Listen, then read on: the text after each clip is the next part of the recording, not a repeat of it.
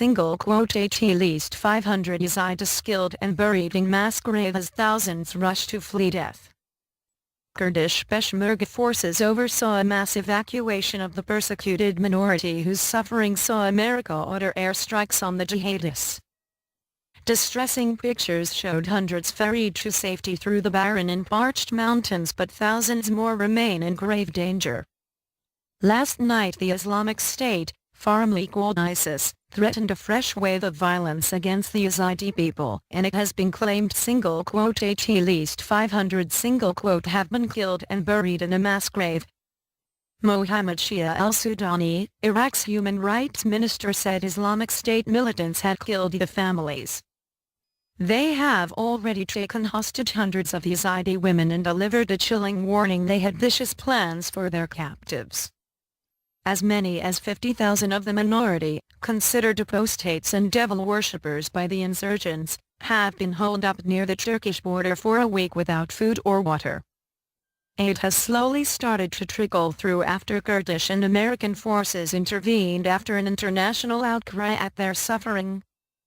Britain has lent its support to the humanitarian offensive, sending 2 Hercules transporter planes loaded with clean water, tents and tarpaulins for up to 75,000 people.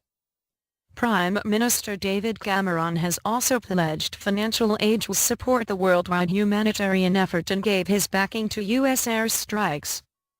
U.S. President Barack Obama said more airstrikes were likely around the mountains where the Yazidis are trapped, but has given no indication as to how long the offensive might last.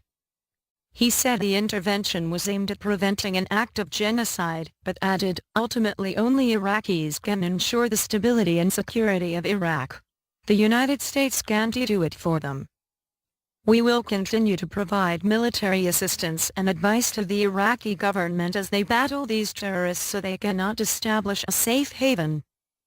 SAS units are working in the region, identifying potential targets for further airstrikes aimed at stopping the advances of Islamists towards Kurdish areas or Baghdad. Many SAS men speak Arabic and know Iraq's mountains and cities well after 2 decades of missions. U.S. Secretary of State John Kerry said the extremists' campaign of terror against the innocent, including the Yazidi and Christian minorities, and its grotesque and targeted acts of violence bear all the warning signs and hallmarks of genocide. For anyone who needed a wake-up call, this is it.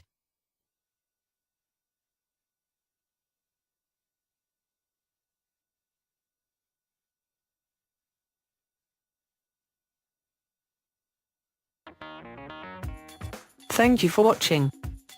Please subscribe to us on YouTube, Facebook and Twitter. You can visit us on www.therealthingme.webs.com.